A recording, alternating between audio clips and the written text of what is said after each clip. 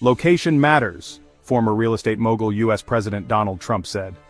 Moments later he announced Alaska, a place sold by Russia to the United States 158 years ago, for $7.2 million, would be where Russian President Vladimir Putin tries to sell his land deal of the century, getting Kyiv to hand over chunks of land he's not yet been able to occupy. The conditions around Friday's summit so wildly favor Moscow, it is obvious why Putin leapt at the chance after months of fake negotiation, and it is hard to see how a deal emerges from the bilateral that does not eviscerate Ukraine. Kyiv and its European allies have reacted with understandable horror at the early ideas of Trump's envoy Steve Witkoff, that Ukraine cede the remainders of the Donetsk and Luhansk regions in exchange for a ceasefire. It is worth pausing and reflecting on what Witkoff's proposal would look like.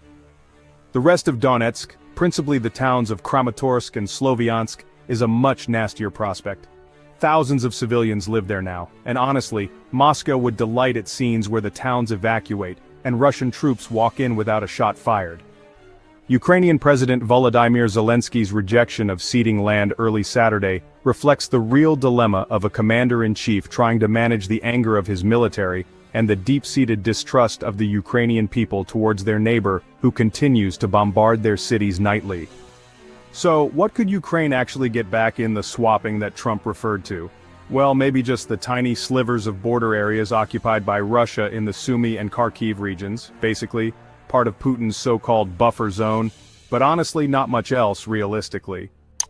The main goal here is a ceasefire, and even that is, quite a stretch.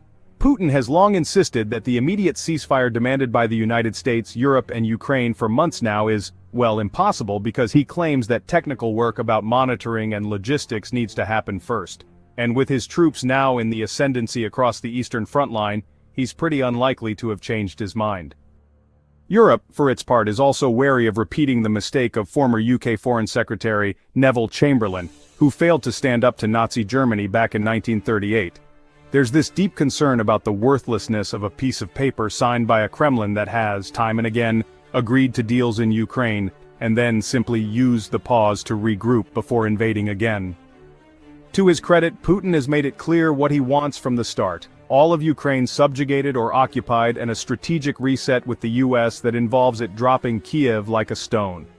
His aide, Yuri Ushakov, spoke of Alaska being a great place to talk economic cooperation between Washington and Moscow, and suggested a return summit in Russia had already been proposed. There is a risk we see bonhomie between Trump and Putin that allows the US president to tolerate more technical meetings between their staffers on the what and when of any ceasefire deal.